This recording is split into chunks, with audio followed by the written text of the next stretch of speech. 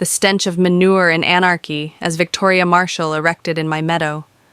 Her designer gown smeared with something considerably worse than mud yelling, "You've ruined my daughter's wedding."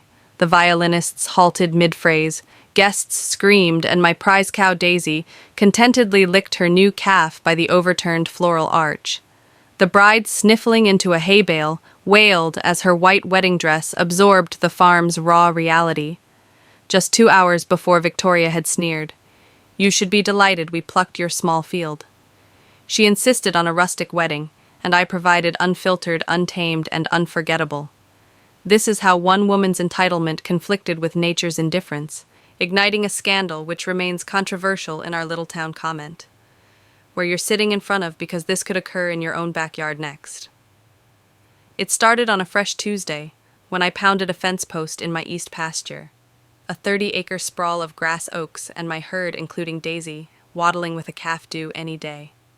The crunch of tires on gravel broke the quiet. A sleek black SUV rolled in like it owned my land. I expected a lost tourist, but outstepped Victoria in stilettos that sank into the dirt, trailed by her daughter Emily, clutching a clipboard, and a guy hauling a table. Victoria's smile was all teeth as she introduced herself and launched into her plan. She'd seen my field on Pinterest, a fall picture of Daisy grazing amidst golden leaves, and thought it was the ideal wedding location. "This is a private property," I told, dumbfounded. She laughed as if I told a joke. "Oh, honey, just imagine how special it'll be to have my Emily's day here." I did not smile. "This is not for hire. Daisy's going to call, and I do not want strangers worrying her." Victoria's face frowned. Emily sneered at hick atmosphere. Victoria attempted charm. "It's a field, we'll do all." "Begone at sundown." She touched on Daisy's grazing area for the ceremony, I echoed. "No, this is not a venue, that cow's clan." Victoria's mask slipped. "You'll live to regret this," she hissed, storming out. I thought that was it. I was mistaken. 3 days later, I discovered neon ribbons staking an aisle in my pasture chairs stacked by my barn, and 2 men measuring for an arch. Enraged, I ordered them off, learning they were being hired for a Saturday wedding. "If you do not want the sheriff to clear out," I told them. They left muttering. That evening, I spotted posters in town. Dream Rural Wedding RSVP. Now sunset ceremony with my address beneath a stock bride photo. My blood boiled. The next morning, Victoria came back with Sheriff Matt, my cousin. She said I was obstructing public land. Matt chuckled, barely concealing his amusement. "Victoria, this is my cousin Luke's private state, protected agricultural property." Her face contorted as she ranted about discrimination and her sunk wedding costs. "Paid, who Matt asked vendors," she snapped. "They won't refund me because a cow said no." Realizing Matt wouldn't budge, she sped off, dust trailing her SUV. Then came the real twist, a zoning office letter claiming my land was temporarily approved for a one-day event under Victoria's name with a forged signature. I called the state commissioner, sent evidence of the fraud, and prepared for Saturday. If Victoria desired in my domain, I'd allow nature to reply. I relocated Daisy to her preferred grazing area. The aisle strengthened the fence and installed motion-activated cameras. I contacted my vet, Dr. Ellis, on standby, perceiving Daisy's anxiety. I half expected she'd collab right on cue, bringing the country authenticity. Victoria yearned for Saturday dawn, hot and sunny. Fancy cars swarmed my driveway while I was still having my coffee. I remained indoors, phone recording until I saw a champagne stand next to my Haststack Victoria in a sparkling blazer marched over. "Just enjoy the show," she sneered. "It'll be over soon." I did not respond, eyeing Daisy, who paced tail swishing. By 3 p.m. guests occupied chairs. Emily came in white, and music drifted across my field. Victoria smiled from the front row. The officiant commenced. Emily cried. Then Daisy let out a guttural moan. Heads turned. Dr. Ellis on standby signaled from the barn. It was time. What ensued was pandemonium, so well-timed it seemed written by fate. Daisy collapsed to the lawn, eyes wide, and went into labor in full sight of the wedding. Emily shrieked. A groomsman vomited. Victoria screamed, "Move that beast!" Dr. Ellis gloved and tranquil warned, Touch her and I'll charge animal interference. Guests panicked. Some climbed onto vehicles, others ran to the oaks. One woman complaining about her $1,000 shoes sinking into mud. Victoria, now speckled with manure, attempted to save. Her fantasy instructing the quartet to play a violinist stepped back, complaining of trauma. Undaunted, Victoria reached for a flower arrangement to shield Daisy's birth, yelling eyes forward, "It's just a cow." The groom's father, wearing boots and suspenders, bellowed, "Lady, you crashed a farm, you get what you get." Emily, falling into hay, shrieked at her mother, "You promised this would be magical, I smell cow." Dr. Ellis smirked, attending Daisy as her calves had come out. I drank lemonade, standing by the fence, observing the circus in progress. With one last groan, Daisy gave birth to her calf in a smooth torrent of fluids. Guests gasped. Victoria screamed. The maid of honor fainted into a bale of hay. Dr. Ellis held the calf, placing it by Daisy's side, who lapped at Tinder's calm moment in the midst of chaos. Victoria's shoes, squatching, stormed over to me, ordering me to shut this down and compensate her for her day that was ruined. "You wanted rural," I said, holding out a tissue for the manure on her face. She seethed about. Lawsuits, emotional distress, and sabotage, but half the guests had already left. The food truck had disappeared. The DJ refused to play, and a stray dog crunched on cupcakes. Emily stood shaking and turned on her mother. "You ruin everything," she said, voice cracking with years of anger. "Barefoot." She got into her car, the groom. Following in silence, Victoria stood alone, her dream in shreds smeared in mud and defeat. Doctor.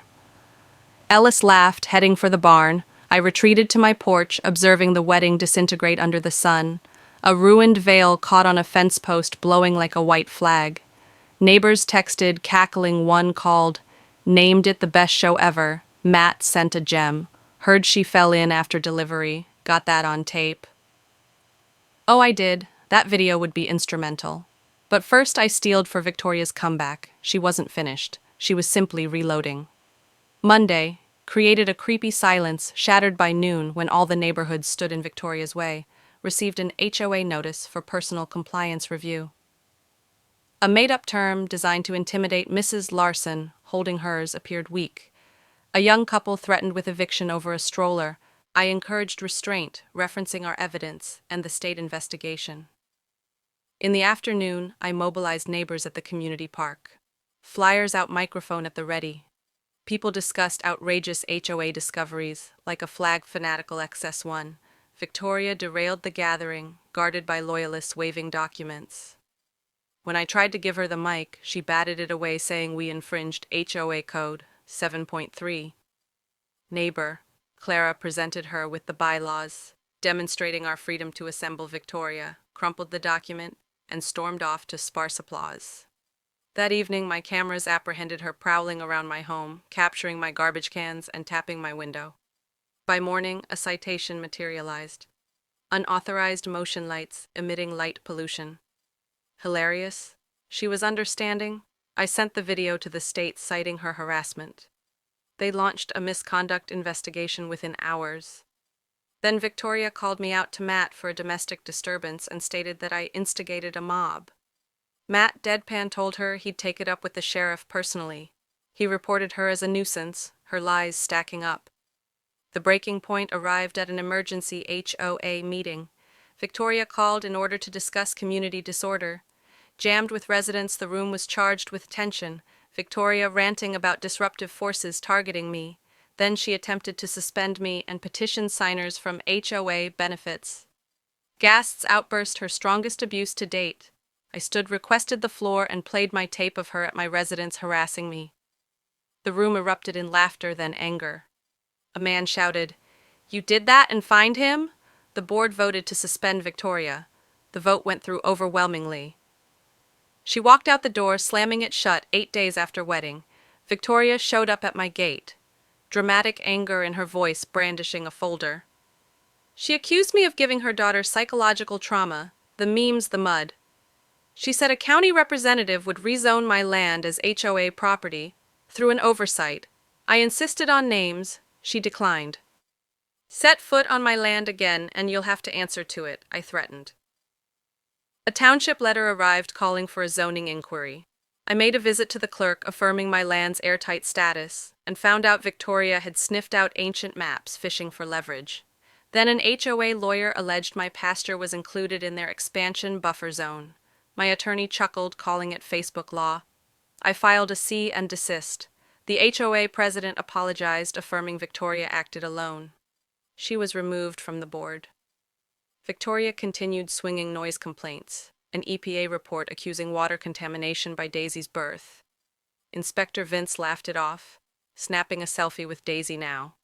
A local legend. I added a sign, private property. Unauthorized weddings witnessed by livestock. A teacher brought her class to learn farm etiquette. Kids love Daisy's tale. Victoria's last gambit was a YouTube justice crew accusing me of threats. I played her wedding rants. She slapped their camera down, killing her credibility. The video went viral alongside my footage. Emily disavowed her mother, thanking me for her moment of truth. 3 weeks later, Victoria came back, coffee in hand, pitching a reality show to redeem her through my farm. She presented a fat check. I laughed, indicating my new sign, caution entitled, "Guests will be composted." She stormed off, yelling about lost exposure. My farm was already well known, reporters, podcasts, a brewery's Victoria's Vowel, a play titled Moo-May, the HOA removed. Her Emily moved out, finding refuge at an animal shelter. I pinned her.